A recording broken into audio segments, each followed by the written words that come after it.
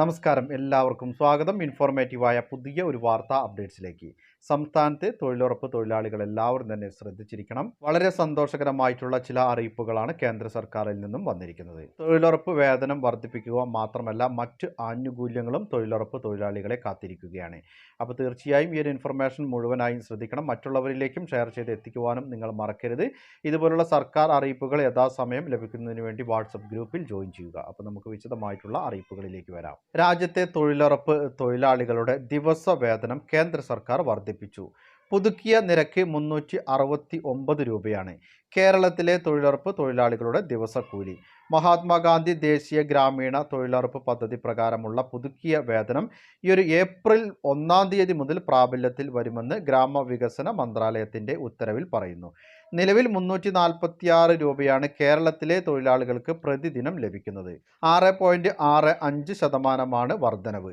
ദേശീയ തലത്തിൽ 2 മുതൽ 7% വരെയാണ് വർധനവ്. പുതുക്കിയ നിരക്ക് പ്രകാരം ഏറ്റവും കൂടുതൽ വേതനം ഹരിയാനയിലാണ്.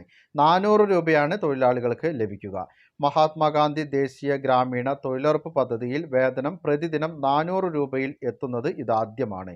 ഗോവയിൽ 378 രൂപയാണ്. ആന്ധ്രാപ്രദേശിൽ 307, ബീഹാറിൽ 255, ഹരിയാനയിൽ 400 രൂപ, ജാർഖണ്ഡിൽ 255, മധ്യപ്രദേശിൽ 261, മഹാരാഷ്ട്രയിൽ 312, പഞ്ചാബിൽ 346, രാജസ്ഥാനിൽ 281, പശ്ചിമ ബംഗാളിൽ 260, തെലങ്കാനയിൽ 307, തമിഴ്നാട്ടിൽ 336, മേഘാലയയിൽ 272 എന്നിങ്ങനെയാണ് തൊഴിലുറപ്പ് തൊഴിലാളികൾക്ക് ലഭിക്കുന്ന ദിവസവേതനം. അടുത്തതായി തൊഴിലുറപ്പ് തൊഴിലാളികളെ കാത്തിരിക്കുന്ന മറ്റു ആനുകൂല്യങ്ങൾ.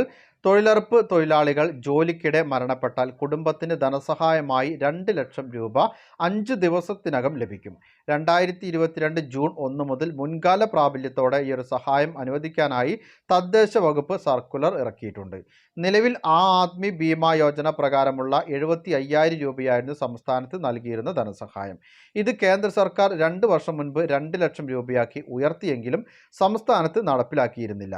പുതിയ നിർദ്ദേശപ്രകാരം ജോലിക്കിടയിലുള്ള അപകട മരണം, കുഴഞ്ഞു വീണുള്ള മരണം, സ്ഥിരമായ അംഗവൈകല്യം എന്നിവ സംഭവിച്ചാൽ 2 ലക്ഷം രൂപ ബന്ധപ്പെട്ട ഗ്രാമപഞ്ചായത്ത് 5 ദിവസത്തിനുള്ളിൽ ലഭ്യമാക്കണം. തുടർന്ന് പ്രധാനമന്ത്രി സുരക്ഷാ ബീമാ യോജന ഫണ്ടിൽ നിന്ന് പഞ്ചായത്തിന് ഈ ഒരു പണം തിരികെ നൽകും. രാജ്യത്തെയും സംസ്ഥാനത്തെയും തൊഴിലുറപ്പ് തൊഴിലാളികളെ സംബന്ധിച്ച് വളരെ പ്രധാനപ്പെട്ട സന്തോഷകരമായിട്ടുള്ള ചില അറിയിപ്പുകളാണ് ഈ ഒരു വീഡിയോയിലൂടെ പങ്കുവച്ചത്. മറ്റുള്ളവരിലേക്കും ഈ ഇൻഫർമേഷൻ ഷെയർ ചെയ്ത് എത്തിക്കുവാൻ നിങ്ങൾ മറക്കരുത്. പുതിയൊരു വീഡിയോയിൽ വീണ്ടും കണ്ടുമുട്ടാം. അതുവരേക്കും അനൂപ് സൈനിങ് ഓഫ്.